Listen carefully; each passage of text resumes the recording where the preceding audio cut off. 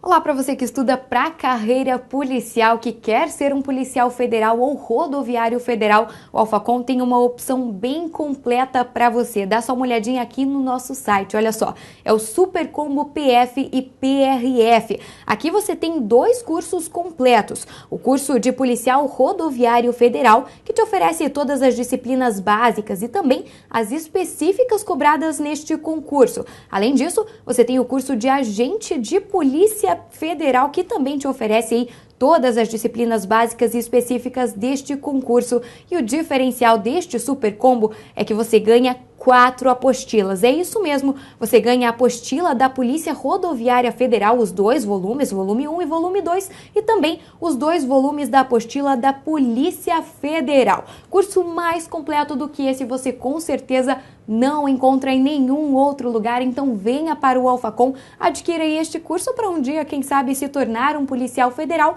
ou um policial rodoviário federal. As videoaulas deste curso, elas duram em média 30 minutos e você tem 12 meses para completar este curso. O Alphacom, para facilitar ainda mais o seu investimento, oferece 2 formas de pagamento. Você pode fazer por boleto ou cartão de crédito. E agora, acompanhe uma das aulas deste curso para que você tenha uma noção de como ele funciona. Alô você! O que a gente vai trabalhar agora? Artigo 129 do Código Penal. Pô, Evandro, pega muito o 129? Olha, o 129, ele tem um misto de 3 coisas legais que você precisa saber e a gente não vai inventar moda. Primeiro é o texto de lei. Putz, cara, parte especial do Código Penal tá no seu edital, tem que ler o texto de lei. E acabou.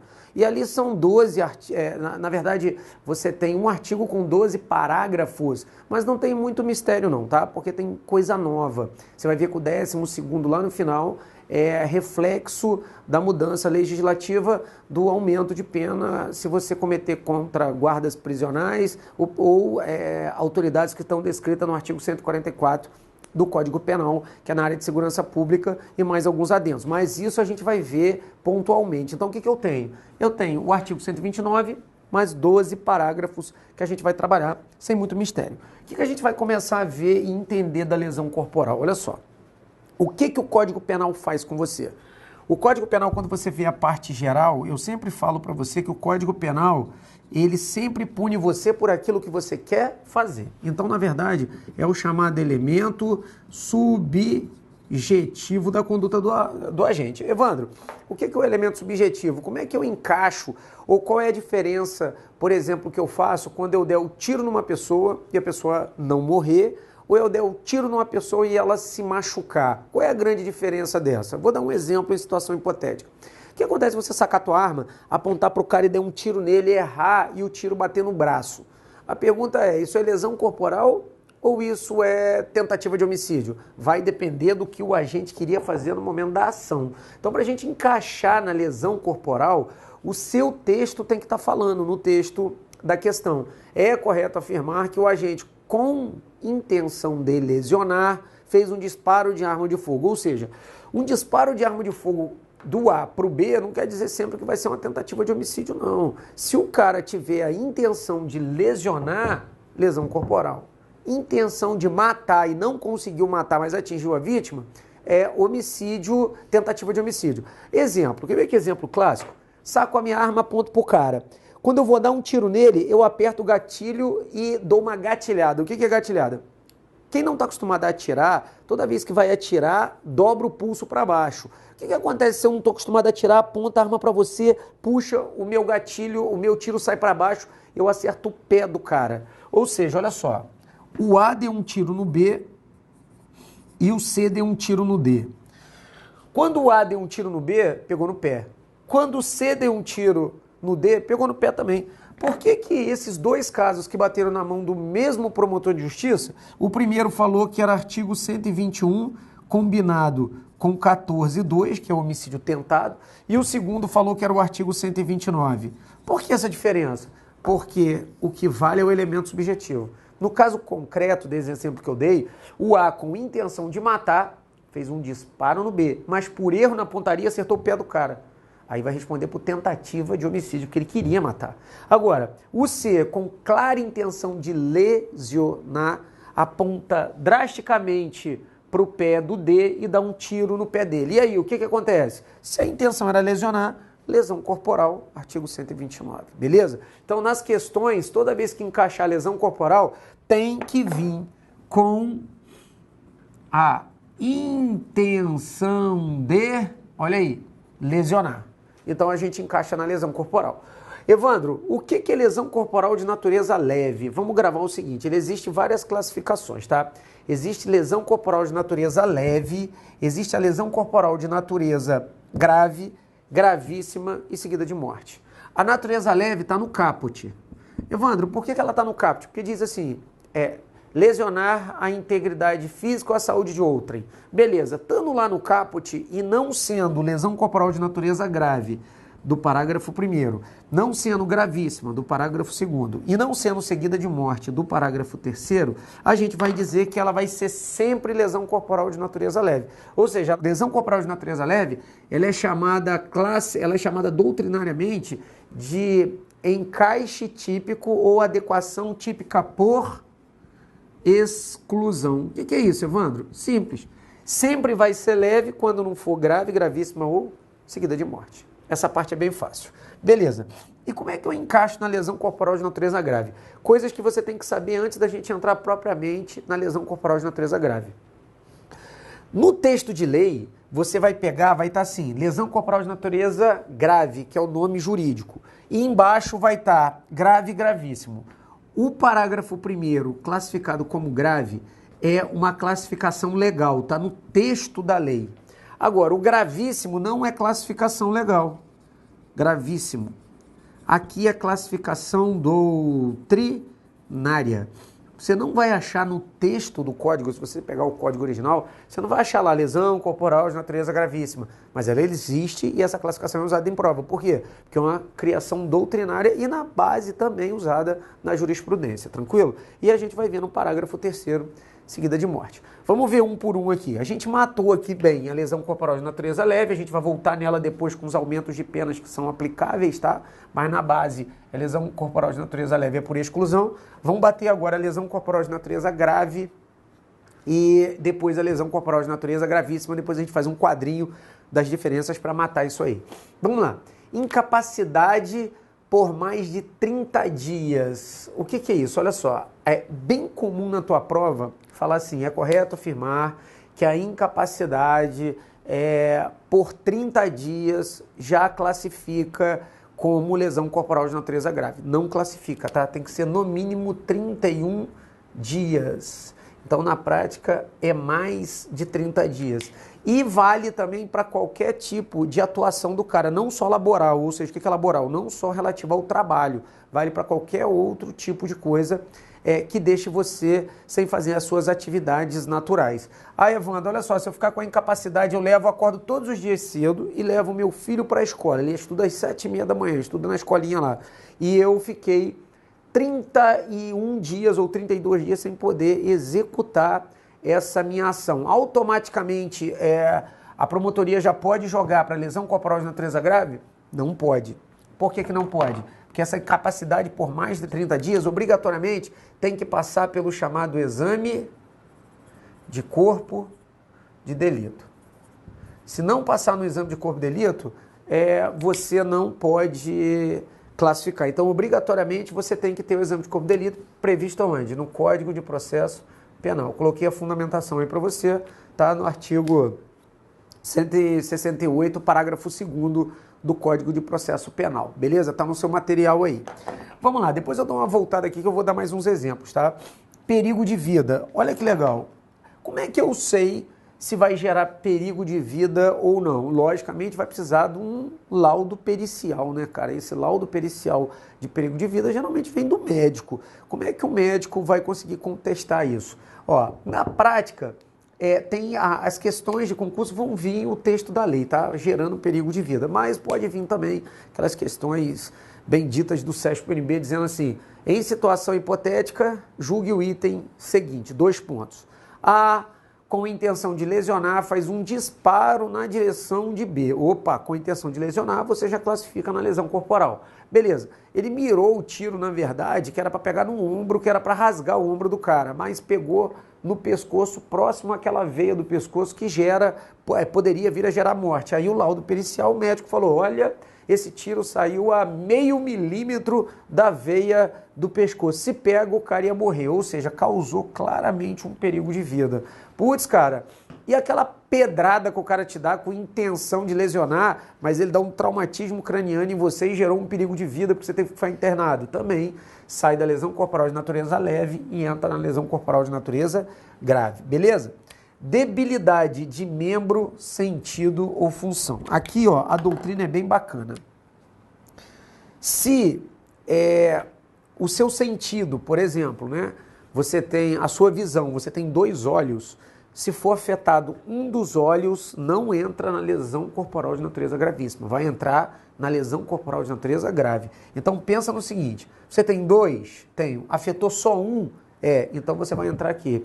Pô, eu numa briga de boteco com a intenção de lesionar, eu dou uma dedada no olho do cara e entra direto e arrebenta a córnea do cara. E aí, 2 olhos? Sim. Ficou sem enxergar em um? Sim. Vai entrar na lesão corporal de natureza grave. Cara, membro, olha só, você tem seu braço. Você vai gravar um negócio agora que é muito bacana. Braço com mão. Foi embora um dedo, lesão corporal de natureza grave. Foi embora a mão ou o braço, lesão corporal de natureza gravíssima. Então, faz assim, ó. Eu não sei, cara. Dizem que todo cara que desenha bem uma mão é um cara que nasceu para ser desenhista. Dá uma olhada para mim, ó. Isso aqui é uma mão, ó. 1, 2, 3, 4, 5. O pessoal fala, isso não é uma mão, não. Isso é assim, uma mão de urso. Vê se não é. Beleza. E se você tem mãozinha de urso e foi embora um dos seus dedinhos, o que acontece com você? Lesão corporal de natureza grave. É só botar lá a mão de urso e um dedinho, beleza? Função. Depois eu entro especificado nela, mas para ouvido serve da mesma forma, tá, pessoal? Aceleração do parto, aqui é o maior barato. Quando eu falo aceleração do parto, é só você perguntar na hora da questão. O nenê nasceu vivo? Nasceu. É aceleração do parto. E se o nenê nascer morto? Não é aceleração do parto, porque não houve o parto, houve o aborto. Bacana? Agora, 3 pontos que você tem que gravar. Eu, com intenção de lesionar, vou e dou um chute na barriga de uma mulher grávida, no meio do umbigo, e ela está de 8 meses. Isso aí não é lesão corporal em ambiente nenhum, de jeito nenhum, de forma alguma. Quem dá um chute na barriga de uma mulher grávida, que visivelmente ela está grávida, ele está com dolo eventual de causar o crime de aborto sem o consentimento da gestante. Aí ele vai entrar lá no artigo 125 do Código Penal. Agora, o que acontece se a mulher está grávida? Eu sou o marido dela. Chego em casa, ela não fez comida, eu com intenção de lesionar dou um tapa na cara dela. Eu não dei na barriga, eu dei um tapa na cara dela, mas sabia que ela estava grávida. Ela cai sentada e acelera o parto, o neném nasce vivo. Lesão corporal de natureza grave. Se a gente entrar mais na frente, a gente vai ver a classificação ali na frente, que vai ser lesão corporal de natureza gravíssima, beleza? Então tem esses 3 pontos, ó.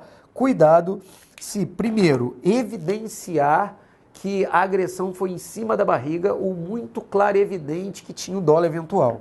Então, se gerar o dolo eventual e gerar o aborto, olha só, ou a tentativa de aborto, a gente sai daqui e vai entrar lá no artigo 125 do Código Penal, que na verdade o 124, o 125, o 126, o 127 e o 128 do CP, a gente trata do quê? Do aborto. 124, o autoaborto, 125, o aborto sem o consentimento da gestante, 126 com o consentimento da gestante, 127, forma qualificada, 128, o aborto permissivo, tranquilo? Ah, Evandro, mas a questão está dizendo que a intenção era lesionar. Legal, se a intenção era lesionar e o cara não deu o chute claro e evidente em cima da barriga e a questão avisou que não fez isso, caiu sentado, o neném nasceu vivo?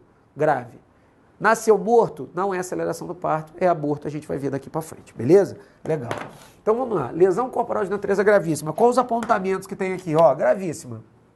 Primeira coisa, não está especificado no Código Penal, gravíssima, mas você sabe que existe, porque isso aqui é uma criação doutrinária e jurisprudencial. Vamos lá. Incapacidade para o trabalho. Aqui, pessoal, você tem que tomar cuidado, que aqui é incapacidade permanente para o trabalho. Tem esse detalhe que você tem que colocar, incapacidade permanente para o trabalho. Aqui é qualquer ato laboral que o cara faça de forma permanente. Putz, Evandro, dá um exemplo aqui da incapacidade para o trabalho. Pô, cara, olha só. Você está fazendo concurso, não está? Você é servidor público? Você precisa do quê? Você precisa das suas funções para você ser agente de Polícia Federal, Polícia Rodoviária Federal, precisa ser Polícia Civil, de uma forma ampla. Qualquer tipo de lesão que venha a impedir você de exercer a sua forma laboral, isso vai efetivamente causar a lesão corporal de natureza gravíssima. Evandro, e se não for o trabalho, mas for qualquer outra atividade? Qualquer outra atividade. De acordo com a doutrina majoritária, qualquer outra atividade também a gente encaixa aqui na incapacidade para o trabalho, beleza? Mas isso aí, esse tipo de questão aqui é bem objetivamente texto de lei, não dá muita trabalheira não.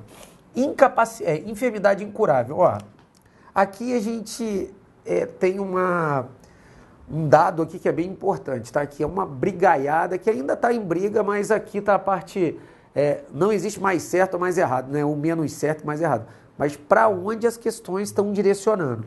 Por exemplo, o HIV, com intenção de transmitir o HIV, o que acontece? Putz, cara, o cara tem HIV, fez o exame, ele sabe que ele tem HIV e ele conscientemente, sem preservativo, faz sexo com outra pessoa e transmite a doença para outra pessoa. Antigamente diria, cara, o cara responde por tentativa de homicídio, porque quem pega HIV morre, mas hoje quem tem AIDS não morre, pessoal.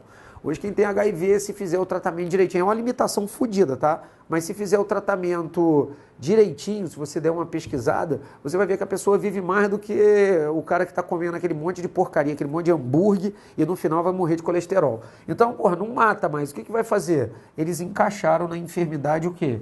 Incurável. Ah, mas tinha lá da periclitação da vida e da saúde, porque a transmissão dolosa do HIV tinha 3 lugares para encaixar. Tentativa de homicídio, tá? Na periclitação da vida ou da saúde, ou ficava na enfermidade incurável do artigo 129, parágrafo 2º. A doutrina tem inclinado para jogar para cá a enfermidade incurável no que tange ao HIV, tá? Eu estou dizendo que é uma tendência de questão e uma tendência jurisprudencial e doutrinada. Perda ou inutilização de membro sentido ou função. Lembra que aqui se você tem 2, objetivamente tem que matar os 2 para que você entre aqui. Putz, cara, fiquei cego dos 2 olhos. Entra aqui. Membro, você lembra disso? Ó, eu tenho, lembra da mão de urso? 1, 2, 3, 4, 5.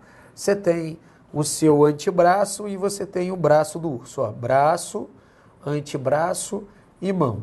Vamos lá, perdeu um dedinho, você entra lá na debilidade permanente de membro, sentido ou função. Perdeu a mão inteira, o antebraço ou o braço, você entra na perda ou inutilização de membro, sentido ou função.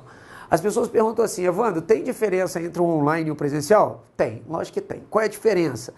Perguntas idiotas que fazem parte do show, né? Não dessas turmas, mas de turmas lá outrora, lá que eu sinto falta de 2008, 2009, alguém lá muitos anos atrás, né, cara? Pode falar há muitos anos atrás? Não pode, porque ou é há muitos anos com H ou muitos anos atrás, tá? Não pode falar, colocar o A e ir atrás e vai dar uma olhada no português para você saber. O cara pergunta, Evandro, mas e se o cara mantiver a mão e perder o antebraço? Não dá, né, seu idiota? Senão vai ficar igual o Roy, com o braço curtinho assim. Você vai encaixar a mão lá no cotovelo? Não dá. Mas beleza, mas vinha essas perguntas, cara. Eu sinto falta dessas perguntas completamente idiotas, mas tudo bem. Olha só.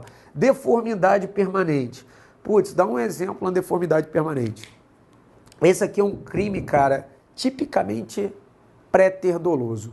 É dolo no antecedente e culpa no consequente. É predominantemente pré-ter-doloso. Por exemplo, é o cara que pega um óleo fervendo ou o cara que pega um ácido e joga no rosto da esposa e queima o rosto da esposa e derrete, a mulher fica com cara de almôndega, cara toda torta, beleza? Ele tinha intenção de lesionar e na prática acabou causando uma deformidade permanente.